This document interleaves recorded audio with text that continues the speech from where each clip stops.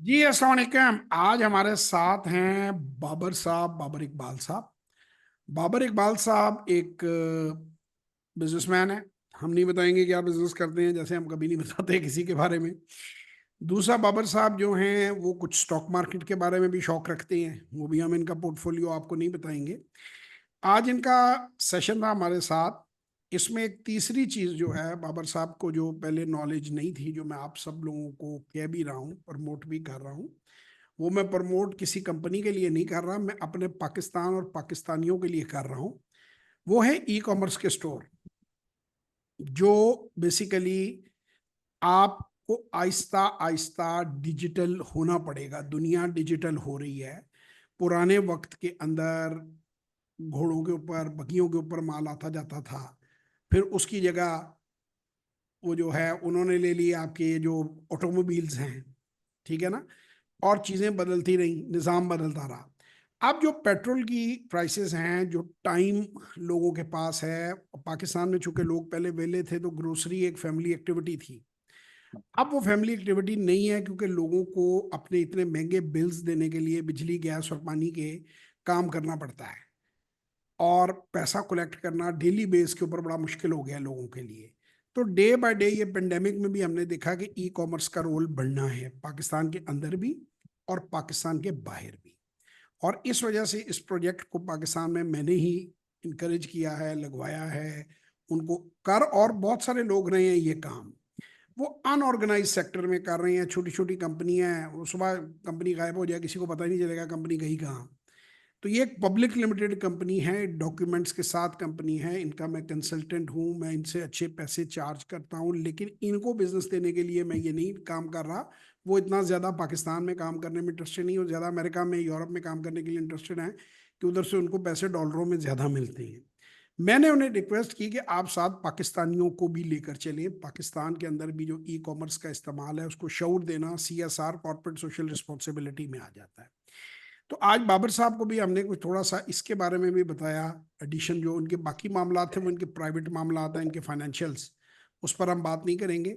ये e commerce के बारे में इनकी जानकारी, इनकी नॉलेज काफ़ी कम थी। अच्छा, मेरे लिए ये एक अच्छा एक्सपेरिमेंट हो गया है। मैं बल्कि उनको कहूँगा, फराज यूसुफ साहब को, कि वो अपनी टीम के साथ कुछ वीडियोस बनाएं, ताकि आम बंदे की नॉलेज ई कॉमर्स के ऊपर बढ़े। उसको एक्सप्लेन करें कि कैसे डिजिटली चीज़ें जो हैं वो आसानी से बिकती हैं, और कैसे लोग अपने डिजिटल स्टोर खोल सकते हैं। तो बाबर भाई, आपका कैसा रहा आज का सेशन? आपको कुछ बातें नहीं पता चली? सर मुझे ये ई कॉमर्स के बारे में मुझे बिल्कुल भी कोई इतना खास पता नहीं था। आपसे मीटिंग करके ये है कि मुझे उसके बारे में थोड़ी सी कोई थोड़ा बहुत यानी कि आइडिया हुआ कि ई कॉमर्स कैसे काम करती है ई कॉमर्स और के बारे में ना किस तरह लोगों की। की मिथ ये है कि लोग ये समझते हैं ई कॉमर्स अमेजोन। भाई अमेजोन जो है ना मैं थोड़ा सा वो भी आप लोगों को बता दूं, लाखों लोग लूटे गए हैं अमेजोन के नाम पे, और वॉलमार्ट के नाम पे, और इन स्टोरों के नाम पे। देखें, अमेजोन क्या है पहले आप ये समझ लें, और ई कॉमर्स क्या है आप ये समझ लें। अमेजोन अमेरिका में फर्स्ट वर्ल्ड में, अब तो खैर इंडिया में भी शायद आ गए हैं वो, और कई और मुल्कों में भी आ गए हैं, दुनिया के सब मुल्कों में नहीं है, लेकिन मेन फोकस उनका अमेरिका ही था। अमेरिका में, यूरोप में, फर्स्ट वर्ल्ड के अंदर वो एक स्टोर है। उन स्टोरों ने अपने आप को ऐसे डिजाइन किया कि अमेजोन के अंदर आप अपना माल रखवा सकते हैं। जैसे आप समझ लें, हमारे यहाँ पे बड़े बड़े डिपार्टमेंटल स्टोर है ना, मेट्रो वगैरह खुले हुए हैं। तो मेरे एक दोस्त है, वो बड़ा हाई लेवल का काम करते हैं। तो मैंने उनका, आप मेट्रो में क्यों नहीं माल देते? वो कहते हैं जी वो तो वो पागल है जो उनको दे रहे हैं, उनकी तो टर्म्स ही मेरी समझ से बाहर है। वो टर्म्स ये हैं कि जो बिक जाए वो मेट्रो का उसमें प्रॉफिट काट लेती है, जो माल बच जाए वो आपने वापस उठाना है, उधार पे देना है। उन्हें माल देने से पहले आपने 5-10 लाख रुपए जमा कराने हैं। मैं उनको डिमोट नहीं कर रहा कि कल को वो मेरे मेरे बारे में को बात कर लें, चलिए हम मेट्रो की टर्म्स नहीं कहते, हम XYZ की बात कर लेते हैं। तो अमेजोन की टर्म्स भी इतनी टफ हैं कि उनमें सिर्फ वही बंदा बेच सकता है जिसका या तो मार्जिन बहुत है, या वो बहुत बड़ा मैन्युफैक्चरर है। उसमें लोग पैसा जरूर कमाते हैं, क्योंकि उसमें एड स्पेंड आपने बेतहाशा करना है। उसमें आपके पैरेलल 50 लोग मिलती जुलती चीजें बेच रहे हैं। तो अमेजोन ने ऊपर उसको लाना है जो पैसा ज्यादा लगाएगा। समझ रहे हैं बात? और जी उसकी टर्म्स इतनी टफ हैं कि उसमें नुकसान हो जाता है। जबकि ई कॉमर्स के बाकी जो स्टोर बनते हैं, जो आपका जाती स्टोर बनता है, जो वो आपकी जाती मलकियत है, उस पर आपने अपनी मर्जी से एड स्पेंड करना है, नहीं करना, आपने कब प्रोडक्ट चेंज करनी है। अमेजोन में तो जरा सी ऊंच नीच हो जाए पूरा स्टोर ही उठ जाता है।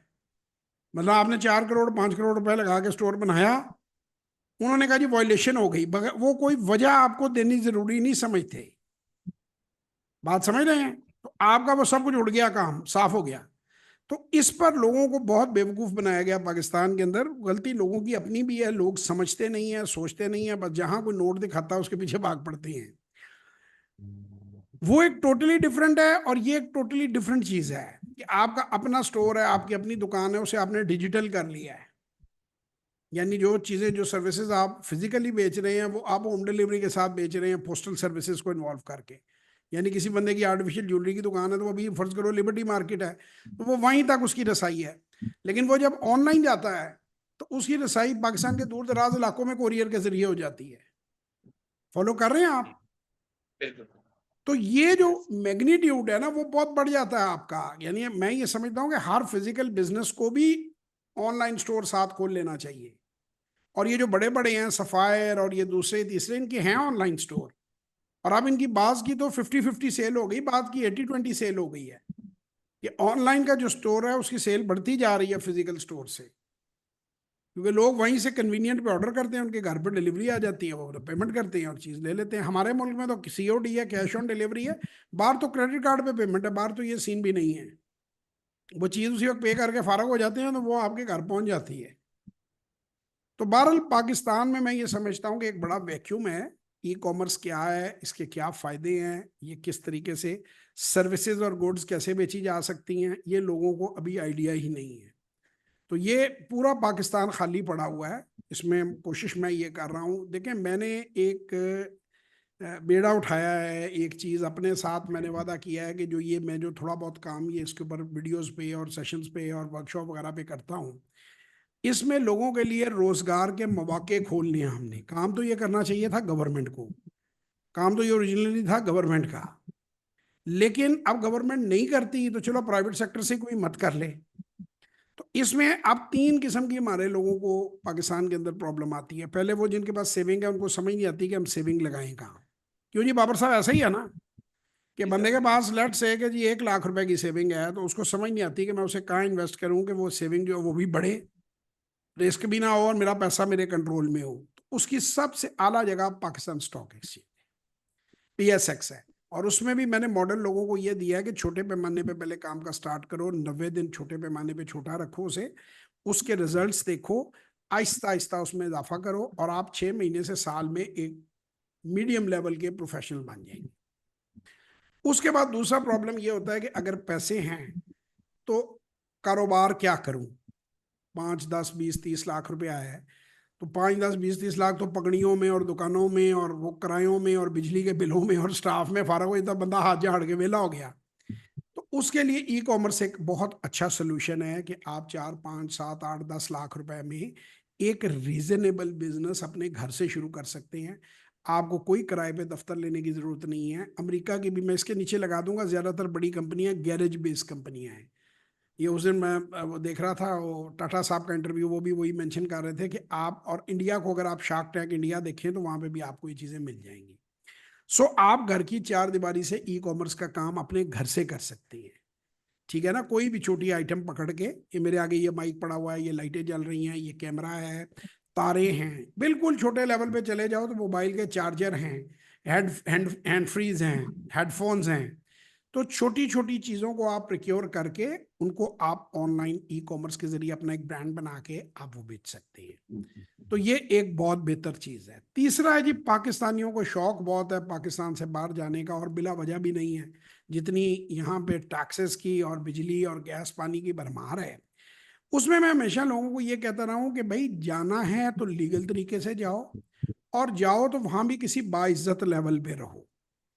उसके लिए भी हमने पैकेज बना दिया है। अजरबैजान का हम लोगों को बता रहे हैं कि वहां पे अगर 1 करोड़ रुपया आपके पास पाकिस्तानी सिक्का राजुल वक्त है, तो आप वहां जा सकते हैं और आसानी से वहां लाइसेंस लेके बहुत अच्छा बिजनेस वहां पे खड़ा कर सकते हैं अपना। वहां पे अखराजात रहने के, किराए वगैरह पाकिस्तान के साथ एट पार या इससे कम ही है, कम पैसों में जगह किराए पे मिल जाती है।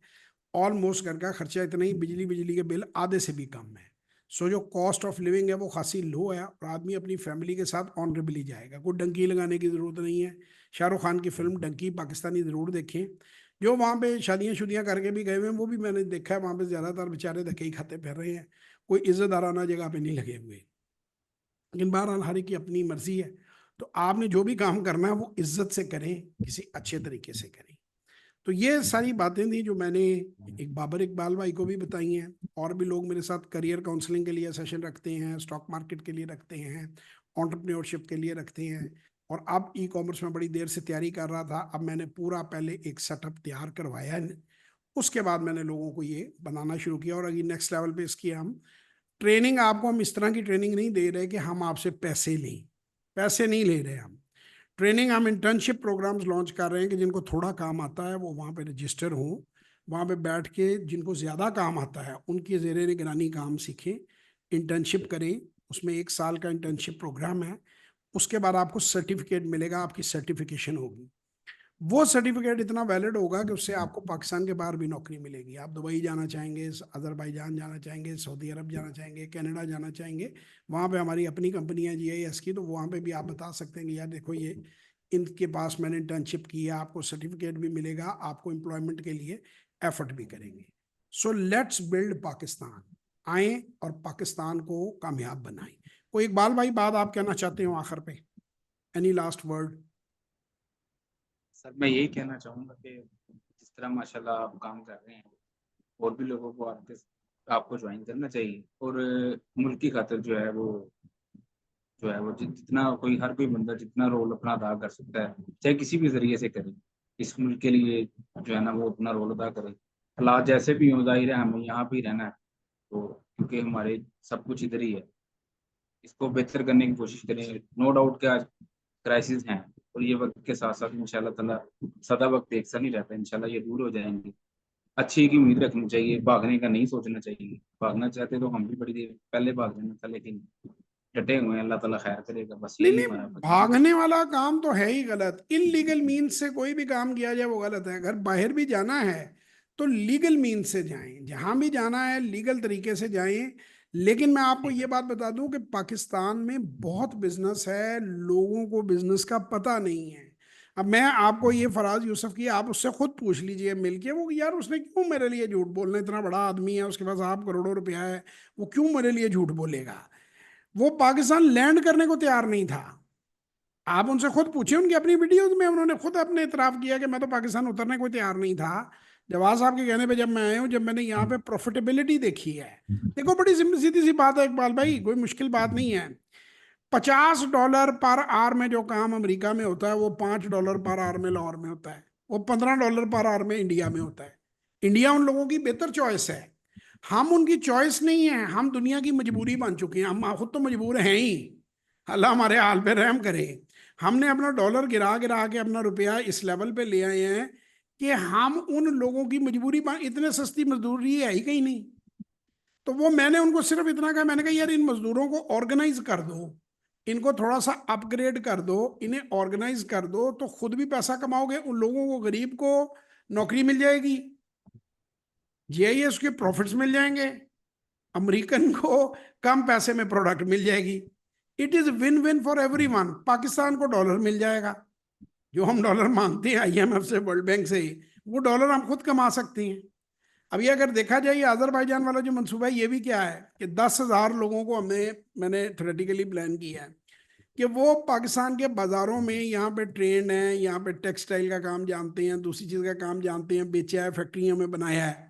हर घर का एक एक फर्द उठ के अगर वहां पर जाकर 1 करोड़ रुपया जो बंदा अफोर्ड करता है ले जाके वहां पे PR ले ले, वहां पे एक कमरे का ऑफिस बनाए और एक शहर के बाहर गोदाम ले ले, वहां चोरी चिकारी नहीं है, यानी उस गोदाम में ही जाए तो रिहाइश रख ले, बाहर थोड़ा शहर से बाहर रह ले, और पूरे रशिया को, पूरी उन स्टेट्स को वहां से माल जाता है, बाई रोड जाता है, ठीक है ना, वो उनको माल बेचे, लोकल भी बेचे और वहां भी बेचे, टैक्सेस भी लो हैं। तो उससे क्या होगा, उससे एक्सपोर्ट बूस्ट करेगी ना पाकिस्तान, फिर पाकिस्तान में डॉलर आएगा, आपके लिए रोजगार आएंगे। एक बंदा जो बैठा गुजरांवाला में सियालकोट में, फैसलाबाद में फैक्ट्री चला रहा है, और वो मिन्नत तरला करके अमेरिका में माल बेचता है, और बड़ी ही दिक्कतें हैं उसे। उसका अपना बेटा, उसका अपना भाई अमेरिका जाए तो अमेरिका में खर्चा बहुत है, वहां पे रहना बहुत मुश्किल है, वहां इतना बड़ा वेयर हाउस लेने के लिए बहुत पैसा चाहिए।